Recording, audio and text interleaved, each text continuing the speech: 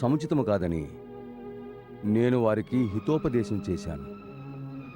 ఒక పరస్త్రీని తన ఇష్టానికి విరుద్ధంగా బందీగా ఉంచుకోవడం ధర్మవిరుద్ధం అన్నాను. ఆమె పరమ పతివ్రత. అమ్మా, ఈ పాప కారణంగా లంక నాశనమైపోతుంది.